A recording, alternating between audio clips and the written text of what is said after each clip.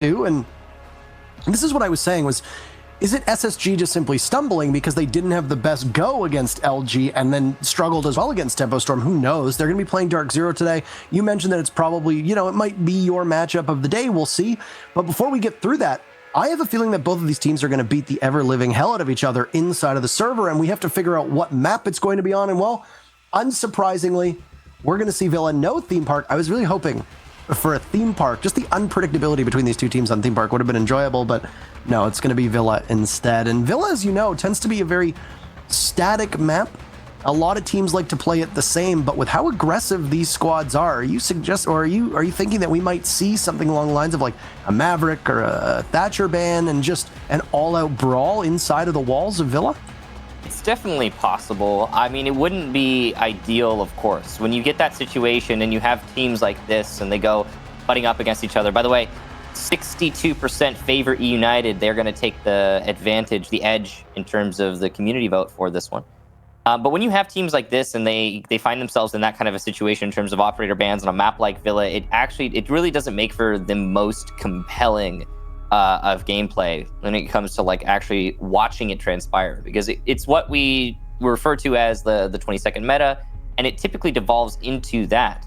And when it comes to both of these teams in recent history, for eUnited, they haven't really been playing Villa, so there's not a whole lot to say about their bans or the possibility of what they could.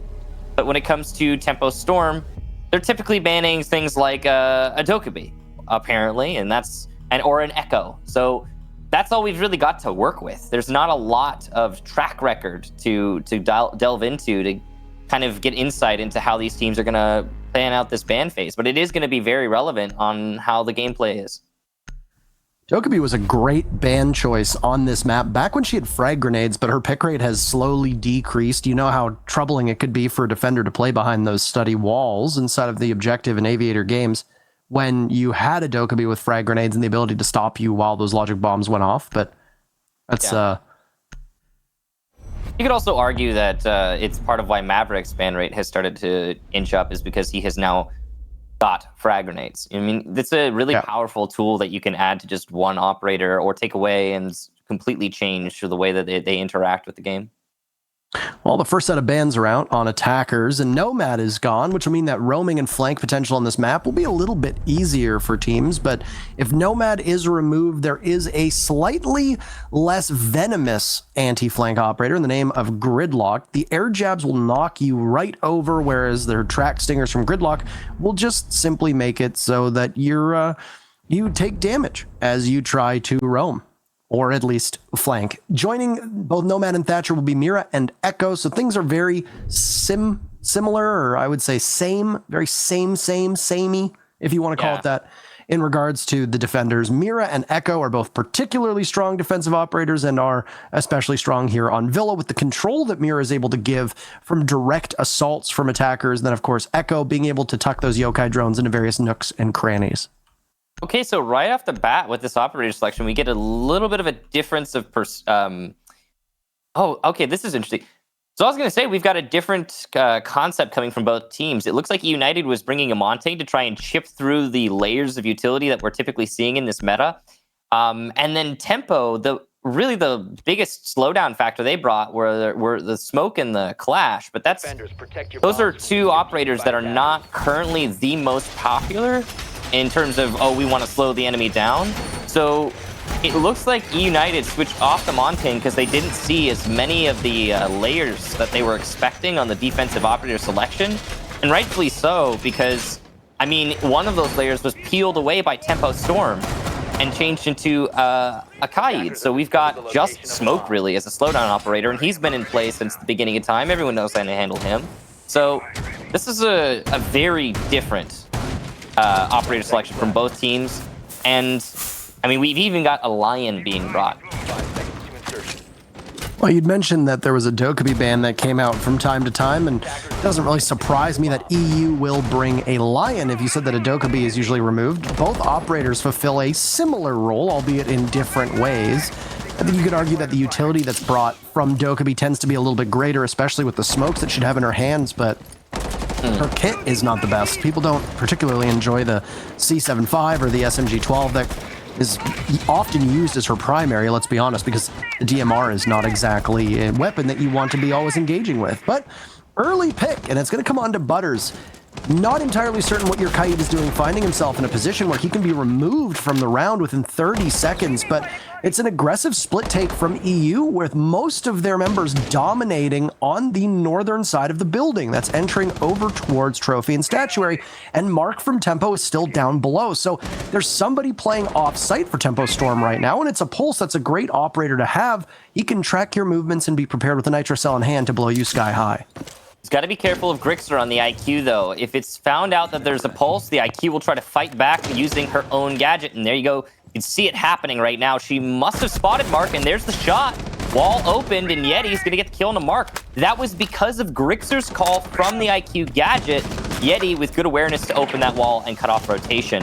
Tempo now find themselves 2 men down, and there's still half of the round left for eUnited to smoothly approach the bomb site and begin their execution. They've got the clearance over on the northern side of the map, so they know that they can begin to squeeze their way over towards 90, take control of Classical Hall. The only question that eUnited might have at the moment is if there's somebody from Tempo Storm still lurking below. Now, when you've got a 5v3 and you've managed to clear off what we presume are 2 off-site players, we didn't exactly see where Butters died from, but you'd have to imagine that Tempo Storm would be crazy to have somebody still deep lurking, waiting to come back. It might be Creators. We don't exactly know because, well, he's playing in a Jaeger, or he's playing as Jaeger. He can possibly maneuver himself out of the site, but now he's playing pretty close to. He'll be watching Study with that deployable shield in front of him. Dangerous position that Creators is in, that's for sure. And it looks like United might be going for an attack, but nope. Just an EE1D to allow some rotations, get in better positions before the execution comes out. Yeti will get Creators, who had been playing at the top of main stairs. He tried to rotate to 90. That was a bad call, it turns out. United going for a plant, cover EE1D, and smokes from the Capitale. Sprays coming out as well. This should be a pretty routine plant for United. They're going to lose 1 player in West Hallway. That's not great. They'll also lose Fofo-san, who gets down trying to rotate to Study. But he got that diffuser down with those smokes, as did Callout on that model. This is suddenly much more winnable for Tempo, but in the post plan, it's unlikely. Callout, having planted, will also cover, and the run out is caught by Alfama. United take round number 1. That's a desperation play by Dream. That's not going to go anywhere. At best, you're going to take somebody down, and then you're immediately be traded off because you've been detected that entire time. So the Frenchman on the French operator seems to be the one putting in a great amount of work on that round, pinning down the defense, allowing Callout the opportunity to go on in as he was enabled by Forrest. I'm putting my foot down right now, Michael, and I'd like the record to show that I refuse to call him Fofo-san XD. He's Forrest. I adhere to no man's laws when it comes to that naming, and I will continue to call him Forrest. However, Forrest was playing on the Capitale. He was able to smoke off the cross that would have come out from Vault. He was able to smoke off the cross as well that would have come in from the pool table, or if somebody was playing behind the bar. The Maestro was tucked neatly inside of Vault, and he couldn't swing out because of the way that the door was, and Callout, as you said, planted behind the model. It's possible for a defender to be able to see the head of a planter that's going down right behind model, but not if it's amidst the smoke and not if there's an EE1D that's keeping you in place. So really tough round for Tempo Storm. It all kind of spiraled when Butters was picked off early. I will stress again, I don't know if you did, but I didn't see where Butters went down. And of course, I mean, you don't really need that much hard destruction if you're attacking from the back part of this site. Tempo Storm just simply lost their 2 roamers. Their Jaeger was playing at the top of Red Stairs in the southern part of the building, about as far away from that master bedroom as you could get. So he was largely a non-factor if you're Creators, and that essentially put a 5v2 where you can just push into the site and try to stop either the Maestro or the smoke from being able to do anything. And the first smoke that I saw get baited out by eUnited was when there was still almost 50 seconds left on the clock. That's excellent timing, because if the smoke chains them together perfectly, you're going to have 20 to 30 seconds or so to be able to get that plant down once all 3 smokes have been exhausted.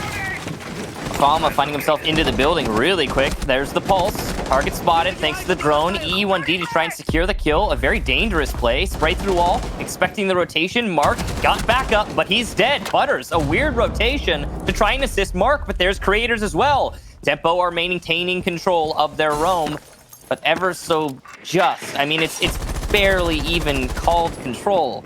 They've lost a lot of HP on Mark, and that's not going to bode well for his chances of winning another gunfight, especially with that UMP later in the round. He's going to focus primarily on information gathering now. eUnited know that they've done a pretty good job of clearing out a lot of these roamers. I think if one person had been assisting that that Lion, it could have turned into another 3 early kills for eUnited. That's exactly the point I was going to make. Alfama did all of that by being droned in by a single person, and nobody else was at his side. So you essentially go in and you make that work. You take out almost all of Mark's HP, you burn out a single EE1D, and you kill Butters. That's a pretty successful entry. Now, the only question that will need to be asked as we continue onward through this round is how pivotal were those 2 remaining EE1Ds that were not used by Alfama? Because as he dies, his drones are gone, and his gadget, which was instrumental in that first round, will be unavailable for eUnited. So Tempo Storm, yeah, they lose something. They lose their possible breach denial, but the way that United's been playing is that, well, they don't really need to breach all that much, so Butters' utility wasn't exactly the most pivotal. I like that entry from eUnited, and I definitely think it's worthwhile, but like I said, we'll see how crucial the EE1Ds were when the execute from eUnited, should it go down, does end up happening. Less time for eUnited this time, this round, I should say. It is still a decent setup, though, and they've got the ability to open up that gun vault, as they are doing right now. Without that breach denial, as you noted, it's going to come down to the impacts, and that is going to catch some of the Excaros. But the cool thing is that since there's a small hole, that means he can impact through that small hole now, which means it's unlikely that Habana's going to be able to open up a rotation in gun vault, though it does mean that that small hole is going to make playing in gun vault very difficult. Execute coming in now. It's got to, as we've hit the last 24 seconds. Jaeger playing at top of study stairs or main stairs. That's very important because that means that United can't push study as well as they'd like to, assuming Creator stays alive. Here it comes. It's another attempt at a model plant. 90 control lost for United. Model plant going down. Grixer with good coverage here. He's got to hold on to gun vault and bar. He holds the vault, doesn't get the kill, but it denies the stoppage of the plant. It's not going to matter, though, as Crazy comes from behind. Beautiful job to Tempo. Praetor's actually the one coming from behind, and he'll get the disable as well. So that'll be a 1-1 score. So I think the EE1D really showing how crucial it was for when that plant goes down. Tempo could rotate very effectively, and I mean, that entire round really came down to Creator's late rotate. The pressure that came in from Grixer was dead whether he wins that fight against the Maestro or not. Now, unfortunately for Grixer, he walked into the wall and the door frame caught him. He wasn't able to smoothly back out of the site, but if he had of, he would have backed out right into the line of sight of the Jaeger of Creators. And once again, we saw that Lion of Alfama in round number 1 burn the EE1D, and it forced Tempo to wait until the plant went down. And that's almost half of the diffuser being planted. Callout got the diffuser down just fine, but the one thing that was missing in that formula was that paralysis. Tempo Storm were able to freely maneuver because there was nothing to stop them. There was no punishment there from eUnited as eUnited just continued to bleed numbers. Crazy read the push from Vault correctly, waited and bided his time off of information he may have had or maybe didn't. And then ultimately he played it correctly by waiting and timing it with the peak that came in from Creators when Creators flanked. So Tempo Storm, it was a rough start to the round, and eUnited definitely had the upper hand for most of that round.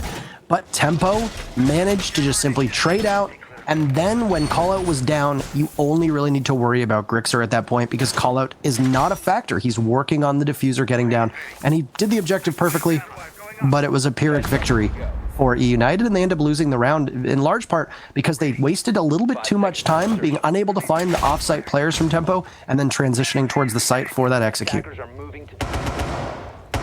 There's also that top main and 90 control really is like, that's the big thing for me for Tempo, because the first round, Tempo attempted to, this is a very aggressive entry into the building, and there must be information from some kind of drone. This is a kitchen defense, and Yeti is next to kitchen. Attempting to cut off rotation, I would assume. Might have an opportunity to, as Mark actually, I think, already peeked the hallway, so bad timing there for Yeti, as he could have caught Mark, possibly. And it's more aggression from eUnited. They just want to hit the site. It's going to be an exchange over by Laundry, but one that favors eUnited as Grixer comes from storage, and suddenly you've got Tempo on the back foot having to retake their site, but they still got Memorial, and Crazy will down Callout, who had the diffuser. Yet he gets the refrag, so Memorial lost for the defense, and eUnited have full control of the site, but once again, diffuser on the floor. Butters now in a 1v2, but he knows where both of his opponents are, as it's just been called out by Mark. So this is very winnable. There's the first engagement, but Butters misses his shot. That could lose him the round outright. Alfalma still on full HP. Grixer now planting. Alfalma needs to cover, but he's going to throw a drone. But still, more missed shots from Butters. C4 caught here by Alfalma, shot midair. And now, a retake in a post plant. This is looking very desperate for Butters. He's not hitting his shots, but he finally will, and it's not going to matter. Grixer, after planting, will get that gunfight in his favor, and eUnited take their second attack. How much of that do you think was eUnited reading in during the drone and discovery phase that the site was largely theirs for the taking, or do you think that was just they had telegraphed the fact that it was going to be a very quick push, or at least decided, rather not telegraphed, they decided ahead of time that that was going to be a quick push? Because I think Yeti was inside the building with 10 seconds off of the clock at absolute most. The right play, honestly, with the way that we saw Tempo roaming. Yeah. He did not have appropriate site control, and they lost it. You mentioned it. 45, 50 seconds into the round, eUnited had absolutely swamped the anchors that were on site from Tempo Storm, and it was really rocky shores for Tempo to be able to recover. And yeah, they came close because I think eUnited didn't expect every single member of Tempo to enter through the same door in Memorial, which is, I think, where 3 of them came in from. But regardless, at that point, once again, this matchup has literally been the story of just trading out with numbers. The first round, trade out with numbers. Second round, trade out with numbers. Third round, yeah, Tempo Storm was able to pick up a kill every now and then, but eUnited shut the door almost immediately. And it didn't really come down to much until the very end, where Butters was able to take out the Ash, but then again, he was traded out right away. So these teams are a lot more even than I think the scoreline is showing. And eUnited, with the exception of that first round, have had some decent ideas, but haven't really been able to pull them off over the last 2. Attackers are moving out to locate a bomb. It's been a tough match for both teams, honestly, the way that they're playing. I think that last round could have easily been Tempo's. Butters had several opportunities there to clutch it out. He had all the right kit, just wasn't hitting his shots, for example. And if he had, I think that it would have been a very different round. Of course, that's putting a lot of pressure on one person, but there it is. What we've been seeing from both these teams, it must be noted, is very different than what we were seeing last week in North America across the region. And I'm wondering if this is going to continue forward in terms of operator selection and gameplay style. Gunfights are happening very early once again. Forest is going to get 1 kill, but Yeti will be traded off by Crazy. So back to even, but this time 4-on-4. These fights are happening in the first minute of each of the rounds, and it's a very different formula than we have been seeing for North America recently. Extremely aggressive. I mean, if you're afraid of the 20-second meta, whether Thatcher is or is not banned, how do you get around it? Well, you just decide to forego all utility altogether and just spring on in. But while we were talking about that and delving into the strategy that we see here, arguably the 2 strongest members from eUnited have been removed from the server, and another will be gone as well, as Forest gets shot to pieces from below. The Vigil playing that angle that I think Forest was aware of, but just simply couldn't do anything to counter against. It's Callout and Grixer now against a much stronger and well-heeled Tempo Storm team, with Butters the only person who's been, unfortunately, losing more of his duels than he's been winning them. I think he's been the opening pick for Tempo 3 of the 4 rounds so far. So rough going to not have him in play, but the rest of the team surely can try to recover, and it's going to be a major challenge for eUnited with just about a minute to go to be able to walk this one back. That's a pre-play C4 spotted by Grixer, and it'll be called out. Of course, there's no one else on eUnited really to suffer from it. Call out somewhere else entirely. Looks like Grixer wants to rotate, though. He's not going to worry about the top floor. So that was his initial plan, but he's decided to change. Call out opening up over by Laundry, and Grixer's going to try and pincer into Memorial to make the Laundry push more, practical. All positions given way for the last 2 attackers, though, from the stuns, and Grixer opening that door. So now the last 4 defenders will be able to stack up on the angles, just hold this and wait for the push in. Here comes Grixer gonna land some shots, but not enough to get a kill. A flank from Callout will get one. Crazy's got his third for the round. He's shut down finally. Callout gets his second. He needs to find 2 more in 10 seconds. It's not an easy task, but it's doable. Mark deep in kitchen, so he knows one of his enemy's locations, but he doesn't know the other. And that makes him unknowing when he pushes in for the crossfire. And here it comes. There's no kill for either team, though, as Tempo will win it on time. Lots of potatoes being farmed in that round. The way that both members of Tempo Storm peaked against Callout, if Callout had another weapon in his hands and not an ammo-starved Type 89 or a completely uncontrollable Bearing 9, that was a very winnable duel for Callout. I mean, both members of Tempo Storm peaked with very minimal coverage, including Mark, who peaked wide out in the open with a UMP, and everybody missed their shots. You're absolutely correct. But if Callout has a different gun in his hands, even if he's, say, a Thermite or a Maverick, it's very easy for him to be able to transfer those shots and kill both members of Tempo Storm. So even though they won the round, that I guess, try for a trade at the end by Tempo really could have gone poorly. Yeah, I agree. I think that could have been a recovery from eUnited. We've been seeing that kind of be the trend for both of these teams. A lot of rounds, at least 2 of the last, well, no, the last 2 rounds have both been rounds that easily could go either way. And the difference maker is just like 1 or 2 missed shots from either team. It's been an interesting match because of the, I guess, the reoccurring nature of the rounds and how we're seeing a kind of a consistent stream here. There's been a lot of adjustment, don't get me wrong. I mean, from the first round to the second round, for example, we saw some really grade A adjustment from Tempo in particular, where they managed to control their 90 and their top main, which were the key points to the way that eUnited won the very first round. And that level of adjustment is why Tempo is right now in a tied situation rather than losing this in a landslide. So props to them for that. We'll see how eUnited handles attacking into Trophy now, as it looks like they're going to clear from the south side. That's another opening pick for eUnited. They're absolutely dominating when it comes to these opening picks, and it's hard-pressed to call some of them duels, as there's been very little return fire from Tempo Storm. I think Butters is... Well, no, I did not intend that as shade. I'm just saying that when we say opening duels, unless there was something else you were picking up on. No, it's Butters again. No, that's what I was going to say. Butters has had a dreadfully poor showing. I think he has only been alive for 1/5 at absolute most of this matchup. He has been riding the pine, as you would say in hockey, for most of this match. And, well, there goes Creators, one of the brightest spots on Tempo so far in this matchup, and it's going to come and once again, this entry from eUnited. When you've got Yeti and Alfama leading the way, they are very good at winning their opening picks, and it might not be an opening pick, but we still have over half of the round to go, and Tempo Storm have been reduced to just 2 members who will be sitting on site in both Mark and Dream. This is the first time we're going to see a defense from Tempo Storm over on Trophy Statuary, and well, it's not really much of a defense at all at the moment, as it's just easy fodder for eUnited. This is looking a whole lot like, in fact, this looks exactly like the very first round. If you recall, 3 entry kills for eUnited, eliminating the roamers outright, and then a 5v2 with plenty of time to set up and execute onto the bomb site.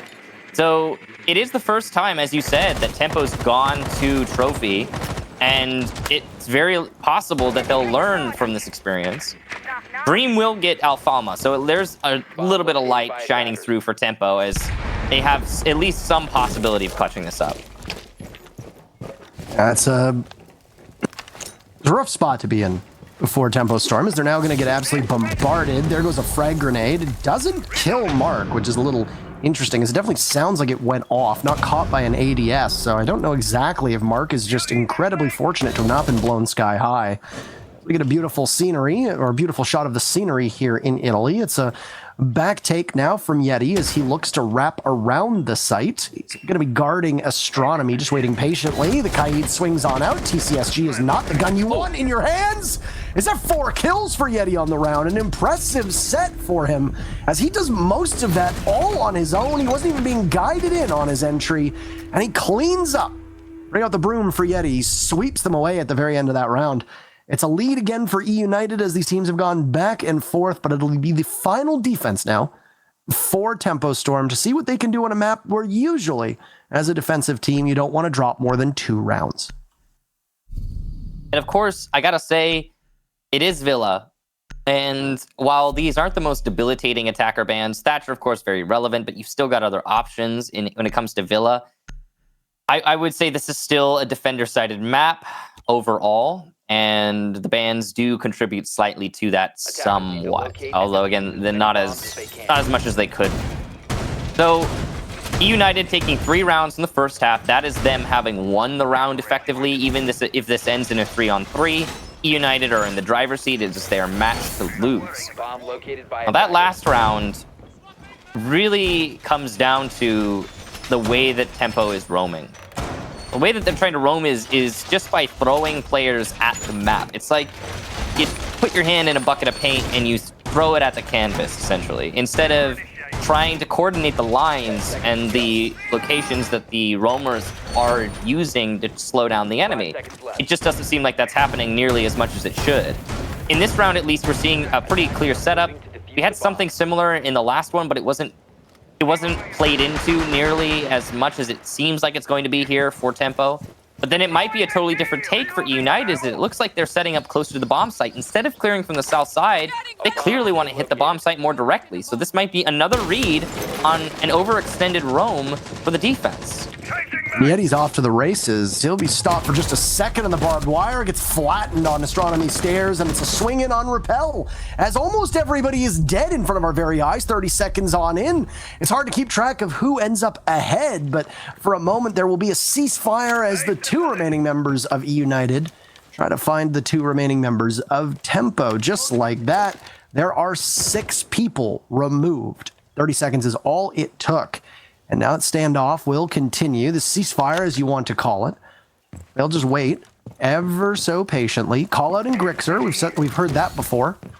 These drones disappearing into the abyss as they get tossed. And, well, Call out just obviously not very lucky with that one. There they go. I'm not exactly sure what's happening there, but we have, unfortunately, lost signal. Oh, we're back. And thank God for that. We get to play the round out in this 2-on-2. Clearly favor towards the attackers right now, as they've got still half of the round. It's very deceptive. You don't see this happen, ever, really. Grixer waiting for his teammate, as is call out. Both of these attackers just assuming one of the defenders is going to walk into their lines and give a pick away. A little bit of droning happening here, and amazingly, we actually get to see it. See what's going on in Trophy. No one's spotted. You can see he's trying to be careful. He doesn't want the defender to know that he's spotted him if he does spot him. And there you go. He has found the smoke now, and Smoke is unaware. That's Dream playing inside of B. Very dangerous position for him, but he's got Creators as well playing inside of A. So this crossfire could work out well. And Dream's actually rotated over towards the hallway. Shield working to Creators' advantage, and he'll win the heads-up gunfight. Using that shield well. The pre-fire comes out, but it's better for Creators, and Tempo will take the round, ending this half 3-on-3. Why do you think there was so much reluctance there from eUnited to take that fight? That's very unfortunate of them because they peaked at very different times. They could have possibly been able to pick off the Mute, but who was playing against the wall after they droned out the smoke. You know, there was a lot of trepidation that came out from eUnited, which is not usually something you see from them, especially from somebody like Grixer, who can be quite aggressive when he needs to be. Regardless, that was obviously a very calculated effort and a good start to the round by eUnited, but it was met perfectly by Tempo Storm, who just pivoted and immediately started gunning, and they blasted every member of eUnited they found in their crosshair, leaving both of the teams at right back where they started, at even numbers. And then that lull for the minute or so was really just very limited utility. eUnited still had plenty of drones, as they're, I mean, you don't really need to do that much droning when you just decide to run into the site and everybody dies in the first 30 seconds, but it was still obviously a major benefit for Tempo Storm that they were running the lineup they were. You know, there were Mute jammers in play that likely would have netted the drones, at least stopped them in their tracks for eUnited. So it's hard to break that down, as I'm sure you would agree, when it just ends up being as much of an utter clown fiesta, I think you can call it, when all those things just kind of fall together at once, as that round was. We saw 2 rounds like that from eUnited, and that's the thing that's really surprising to me. If I were to attribute it to something in particular, I would say it's probably boils down to confidence. It really seems like eUnited is playing with utter confidence, and yeah, they didn't win that last round, but they had the gall to go for a play that, like, well, the one we saw, and not many teams will do that. Not many teams will take that risk, and especially not twice in one match. So it ended up working 50-50 for them, but it does prove that eUnited is playing in their own way, playing in their own game, and focused on their own system. And actually, another thing that proves that is the fact that they've gone to Kitchen for their first defense. Kitchen's pick rate is skyrocketing, though, very quickly, and a lot of it is because teams really like to be able to play aggressively on that second floor without having to defend a bomb site up there. I think that we're starting to see now with Villa, the Aviator Games bomb site is so played out that if you find yourself with a Maverick on the board or any soft destructor down below, those walls are going to get opened up usually easier than you'd anticipate, and a lot of teams have started to go that route rather than always take a direct line towards the back of vault, which makes it really challenging because, I mean, that vault door that's right next to gun vault, the model, they all make it more challenging for a defender to be able to return fire when you do end up losing control of the site. On a map like Kitchen, you have that buffer. You know that you can control that second floor to a certain extent by keeping bodies off site. You've got C4s in hand, as we see from Call Out here, who's gonna just set off a nitro cell a little bit too early. He'd been 2 or 3 seconds earlier. He'd been able to grab a kill with it, so that's a little bit of eUnited's advantage taken away.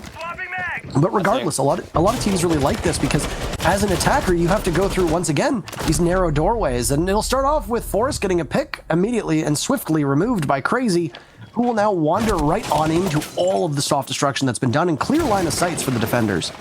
An odd setup here for eUnited, that's for sure.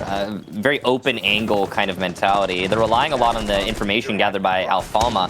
Grixer's going to land the shot onto Crazy, so now we've got an advantage decided for the defenders. They've also still got roamers, and that's with 45 seconds left on the clock. That's not a lot of time for Tempo to work with. Despite having this top 4 control, it doesn't really matter because everyone from eUnited is playing relatively safe. This nade could do a lot of work if it lands, and it won't. Not much done from that. It did detonate, though. It looks like Alfalma got out of there right before it detonated. Got to him.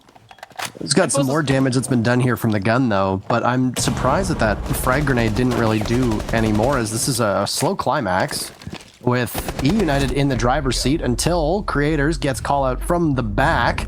Dominating kill feed is Tempo, but then the blue will climb over the orange for about a second into a pivotal 1v1 between Mark and Grixer.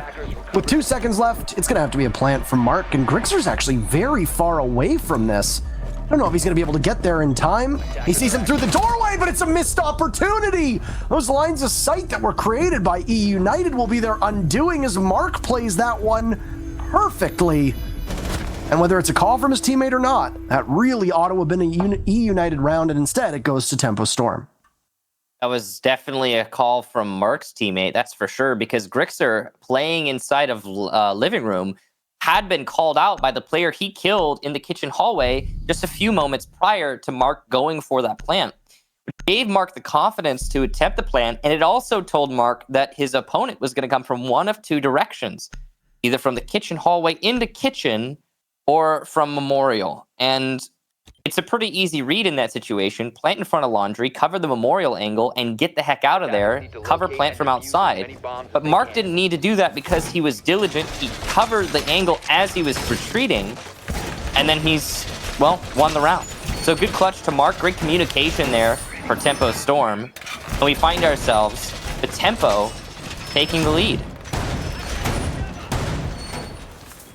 Now, these teams have been remarkably even here, Michael. You had the first, yin and yang of that first half when it ended up going 3-3, and then what? Oh, team damage done to Yeti. That is not ideal. Yeah. He's been having a great game. Of those 8 kills, 4 of them came in a single round. So it's a little deceptive in terms of what he's been able to bring to the squad, but I mean, if you've got 8 kills and 4 of those were to win a round, I'd be pretty okay with that. You single-handedly won that round by getting almost every frag. Yeah, it's been a very different match thus far, is how I would describe it. And I mean, it's a good kind of different. I'm liking what we're seeing here so far. A lot of what this is highlighting to me, though, is for both teams, these rounds that are being lost or won, what have you, mostly it's coming down to just somebody winning a gunfight or not winning a gunfight. And it's putting a lot of emphasis on the individual player's skill because both teams are playing into the same style. Which is funny to me because, not to throw shade at Tempo Storm, but if I'm picking a lineup of gunners, I think eUnited's got the edge when it comes to the ferocity of their attacks. You know, Yeti has proven himself time and time again that he can stand up and still entry well against some of the best teams in all of North American Pro League. So along with the rest of the team, I mean, there's not really any slouches on eUnited. So Tempo is getting quite fortunate with the way that they're able to play, and obviously I think this map suits Tempo's playstyle a little bit better. There've been a little bit too much aggression from eUnited that has been to their detriment. We saw that in the couple rounds when eUnited was on attack, though, and they were able to be as fast to entry as they could. That would overwhelm an awful lot of teams, but I think that either the strategy from eUnited just wasn't as precise as it needed to be, or Tempo Storm was expecting it and just played it off, you know, miraculously. You can also tell that eUnited is somewhat flustered. I mean, that team damage, that does kind of layer onto your stress. And there's Callout eating a little bit. He did deal some damage to Butters, but only a little. The nade will finish off Callout as well. Can't really protect against that other than to not be there anymore. So eUnited, a man down as we hit the last minute. And there's so much information, possibly more nades going to be coming from below and getting kills. Here's the second from Mark, and there it is. Down goes Grixer. The double nade combo from below has already worked out very well for Tempo. They've gone fishing with those nades and utilizing that secondary utility quite well. A jump out from Forrest. Once again, this unbridled aggression does not need to be had, and we are staring down a flawless round, which will come to pass right in front of our eyes as Tempo Storm mops up, and we're witnessing a rare attacker-sided villa in which Tempo Storm is beginning to set themselves apart from the rest of the pack. In this case, that pack is eUnited. 2 rounds in a row from Tempo, and that round in particular was consistently eUnited making plays after they lost 2 to frag grenades, which were decently common spots. They then decided, well, we're already down, let's just go for broke. The problem is with that play that we saw of the Jaeger flying out the window was that even if you get that pick, you still need to head back in. Well, how are you going to go? You're going to go through the main door. You're going to try to head up the main stairs. There's likely going to be somebody there watching it. So at best, you're going to trade when somebody gets you as you return to that site. That was, once again, a desperation play, this time from eUnited's side rather than from Tempo's. So I do think you're right. I suspect that there is some frustration setting in for eUnited, as this is a matchup that, you know, they should, on paper, be doing better in. Not to underwrite Tempo Storm's chances, but this shouldn't necessarily be as close as it is. Need I remind you that in this is a rematch from the very first play day. In fact, all of these matches are going to be rematches from that first play day. And eUnited won quite handedly, 7-4. Well, it's not looking likely at the moment with the way that Tempo is playing. Tempo is playing a much better game, and honestly, with the way that Tempo played SSG last week and then Evil Geniuses the week before, it appears that the time that Tempo has taken to acclimate to Mark on this roster and also practice while in that downtime from not attending the 6 Invitational, it looks like it's worked out quite well for them. Does definitely seem that way. There's some curious decisions being made from the operator selection of eUnited, and we saw similar things on Tempo, but we're just talking about eUnited for a second. Where's the Mozzie? With the Thatcher Band, Mozzie is one of the most potent operators on this map. And I can see why they would want to bring a Jaeger and a Wamai with the double nade combo being brought by Tempo, and how amazing that was for them last round. You're going to trophy. Now, a lot of those nades are going to come from below the same way that they would in Aviator, and that combo is not going to help you from, and not going to protect you from those grenades if they come from below. Now, it's not guaranteed that that's going to happen, but still. And moreover, if you want, you can just roam below to protect yourself against that. So I don't know if this is the right operator selection overall for United. And again, we've been seeing, as you said, an attacker-sided Villa, which is just such an oddity. A big part of that is because there's not enough information slowdown. And that's why Grixer's going to die so easily there, is because they were well aware of his location. Creators got good cover, and there goes the player in bathroom. Suddenly, Tempo has, well, built up their tempo, and they're going to have site control and just Forest to find before this round is over. And there it is. Another attacking win for Tempo. And between those 2 rounds, possibly 2, maybe 3 total minutes actually spent in the action phase. At this point, how much do you think is just frustration wearing down on eUnited? Because they made quite a bit of mistakes. And the way that eUnited was playing and the way that Tempo was playing, it just seems like one of those, it's a boulder that's going down the hill and nothing can stop it at the moment. Tempo set their own tempo much faster than we're used to them seeing, and they've quickened the pace over the last 2 rounds. They burst in through Master, they took control of Bathroom, they continued over towards Armory, or Astro rather, after taking Master and Closet and Bathroom, and then Astro was theirs. And as eUnited was distracted engaging people on windows or through those Hibana holes, there was always somebody from Tempo able to capitalize on it. This is a massive victory at the moment for Tempo Storm because they've already been able to pick up 1 point. Given where they are in the standings, this is huge. Additionally, they can break that 3-way draw of 1 win down at the bottom. Even though all the teams don't have the same points, they all just have a single victory. And against a team like eUnited, I think most people probably would have ranked eUnited as the favorites here. This is definitely not the same team that showed up to play last week against Dark Zero. It's not. eUnited are playing a little bit too loose. They're playing with a little bit less structure than you'd expect from them, or you'd want from them, that you're accustomed to them having. They are a very aggressive team, but it has not looked as coordinated, as on point as you would come to expect with how they've played in this season. And I know that a lot of people had very high hopes for eUnited after they picked up Alfama. There's definitely potential here on the squad, but this has been a pretty poor showing from eUnited in comparison to what we would anticipate out of them, given the way that we've seen them play the last 2 weeks. Yeah, in the first half for eUnited, it was confidence. They managed to end that split 3-3. And in the second half, it seemed more like overconfidence, because they haven't really done much on defense. They haven't won any rounds defending yet. That's 3 in a row that Tempo have managed to take, and that's a rough situation to find yourself in, to be sure. Now, a lot of it comes down to the way that eUnited is playing on their defense, and I would say the overconfidence, the overextension. They're not really playing in a structured way. It seems like they're setting up strategies. Like that last round, they tried to hold Master in a trophy defense and Bathroom, but it's not structured well, and so they're losing those fights out. That right there is just creators being good.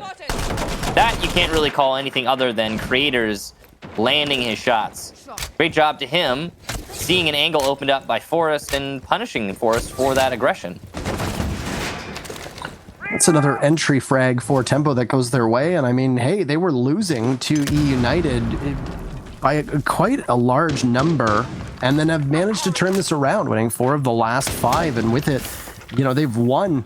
They've won every round except for this one so far. If they win this one, then they'll have, they've just been the better team on entry and really knocked eUnited back on their heels. Forest has not exactly had the strongest game for the team. He's been playing a lot of utility on attack and on defense, even though he's been in more frag-oriented roles. He's not been the same aggressive force that I think that you'd expect out of his operator to play. It's going to allow the rest of eUnited now, as they might lose another member. Oh, there he goes, no. and downing Alfama as well, as they were stacked up inside a vault. There's a chance to be able to knock him out. And just as we see Yeti go down, we see Grixer step up.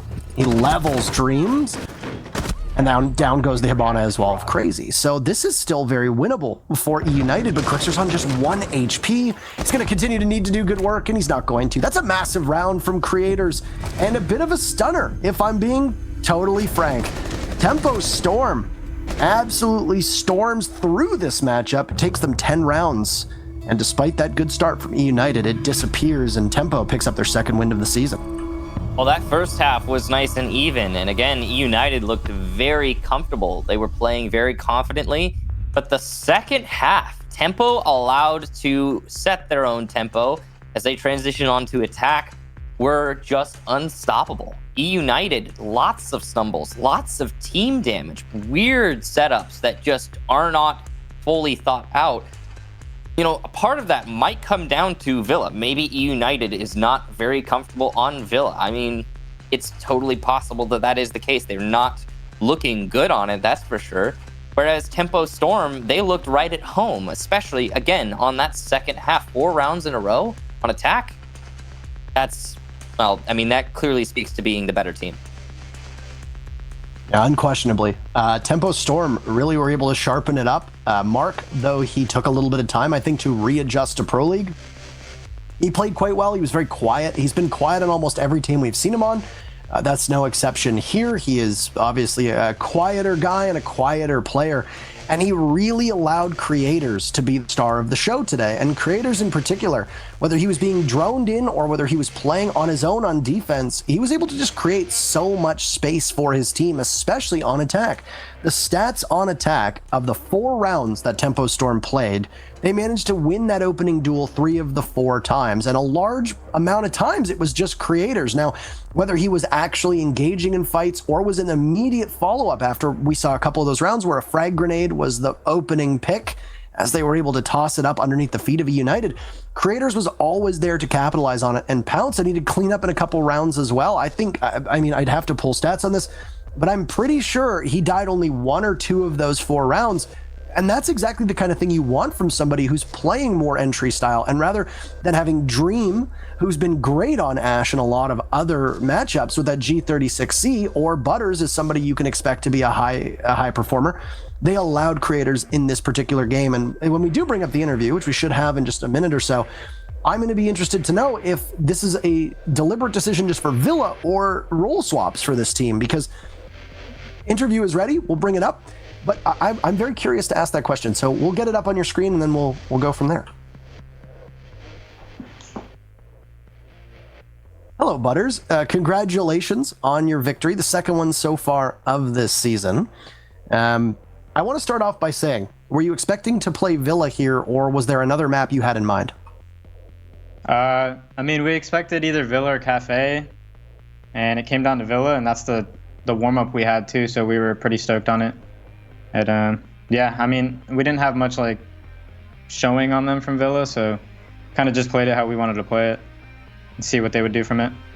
So, were you expecting them to be as aggressive as they were when they burst in? 2 of their attacking rounds, for example, were them literally getting into the building and over half of the server dying in the first 30 seconds. Is this something you've seen from eUnited before? And could you react to it in the moment, or were you prepped for it ahead of time? Yeah, I mean, we know how aggressive they are, so we kind of knew that some things like that would happen. They caught us sometimes when we forgot about it, but yeah, we know how aggressive they are. So like, we always know, like, especially like the dining one, like, I know we know like they like to rush that from like pantry, bike side, and all that. So like, we were a little bit ready for it, but they still ended up winning the gunfights, you know. But the one that caught us off guard really was the blue one that we ended up winning. So. What's changed with your team now that Mark stepped onto the roster? More experience for sure. He brings a lot in just a bunch of aspects like comms. Just it helps IGL too. It's just it's been way better bringing him on here. Feels a lot smoother. You find that's something that your team needed, because you came in and you didn't make any roster moves after qualifying from Challenger League. Do you think that experience was a missing piece of the puzzle for you to be able to elevate your team's play? Yeah, 100%. I do. I think that was something we needed, and it felt pretty fresh. Feels good. We all vibe, you know. So like, you do that, and better things will come for sure. Your next matchup is against TSM, and they have been bulldozing through North America. Are we going to see anything special from your team to play spoiler to them as they look to lock up first overall next week? Well, we're just going to keep doing us. You know, we just got to keep the fundamentals down. Make sure the fundamentals are down, and then we'll just be doing good from there. Well, it was a huge victory for you today over eUnited. Congratulations. And I'd seen some things on Twitter, but you're not feeling particularly well. So all the best in your recovery. Hopefully you are on the mend, but a big victory today, a big 3 points. And hopefully we'll get another interview out of you before the season is over. I appreciate it. Thank you so much.